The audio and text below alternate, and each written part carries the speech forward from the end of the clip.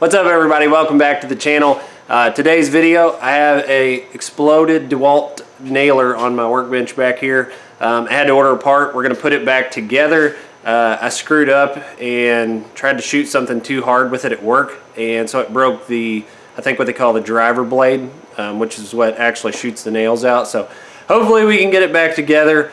That's what we're going to be tackling on today's video.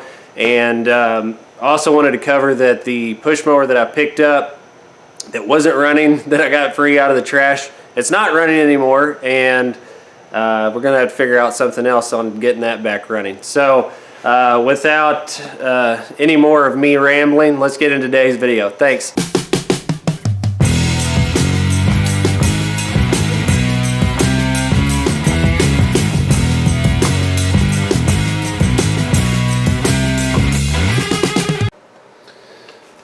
So here we are, everybody. This is the nailer. Pretty much how it, all came apart, the different pieces. This is the part that I had to order. I believe, like I said, that's what they call the driver blade. Yes, driver blade.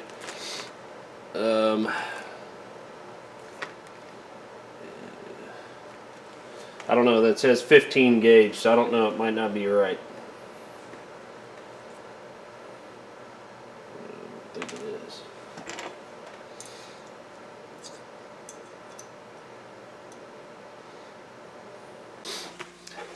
Okay everybody, so don't do what I just had to do. That is the driver blade installed, and it appears that what I ordered, I swear that I thought I had the exact same part numbers as this gun, and somehow the driver blade that I got says, and I caught it while I was reading it to you all, it says 15 gauge on it. I didn't even know they made a 15 gauge battery nailer, but apparently they do.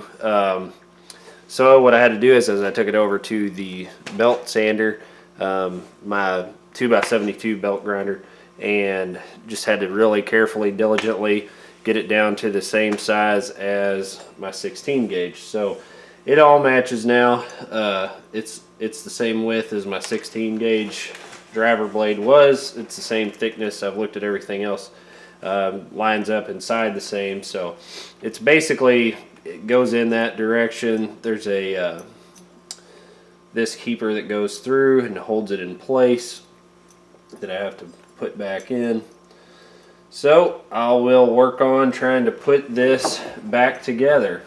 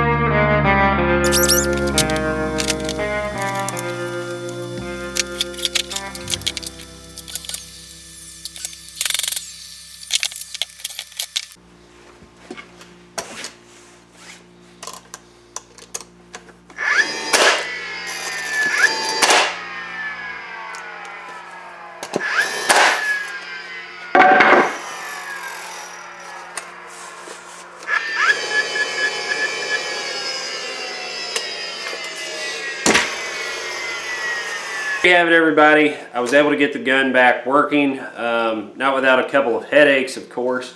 As you saw when I started the video, somehow I wound up with a 15 gauge driver blade. I'm about 99% sure that's not what I ordered, because I don't even think they make a battery 15 gauge. They might, but I'm pretty sure that I had the 660 serial number when I ordered that. If it might have been me, might have been them, I don't know. But I kind of checked it with the profile of the old blade. I used my belt grinder, kind of took my time, and kind of just, it didn't take a whole lot to change it down to the 16 gauge profile. So I got it ground down to where everything was fitting. It was smooth and fine. And then obviously you saw I worked on putting it back together. There was two pieces that came out that I had no idea where they came from. One was like a spring detent underneath of the nail limit. So one's a single nail shot. The other one is multiple shots if you just pull the trigger and shoot the gun. And then the other one was the detent for the jamming feature. I never saw those when the gun came apart, so I guess in the time that it's been sitting here on the bench and I've been waiting for the blade, those springs came out, so I had a little bit of extra time in figuring out where those went. If I know for most people out there, if you were going to go to this extent, you'd probably go ahead and either try to send the blade back or get the proper one for a 16 gauge. I wasn't that overly concerned with it. I did run into an issue at the end, because I guess the 15 gauge driver blade's longer. So you might double check. I mean, I guess my loss is your gain. Double check when you're ordering your parts if you have that problem, the driver blade shears. This gun's shot, I don't even know how many thousands of rounds, or nails, rounds. But I don't know how many nails I've shot through the gun. But I think the dumb thing that I did the other day was I tried to shoot it, and I was shooting over some concrete flooring. I got too close. Subfloors changed, and I wound up shooting one into the concrete surface, which I've hit other things in the wall before, metal nail over plates.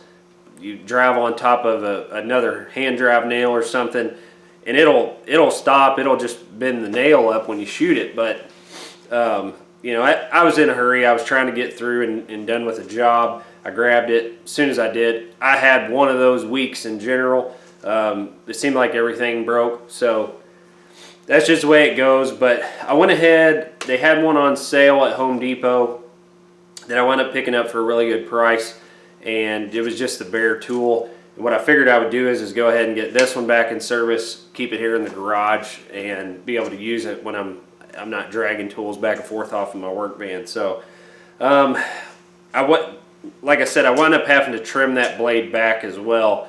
So it took me a minute to kind of check and see where the nails came up through on the slide on this one, cut the driver blade back a little bit. So that's kind of what you probably saw me doing at the end of the video.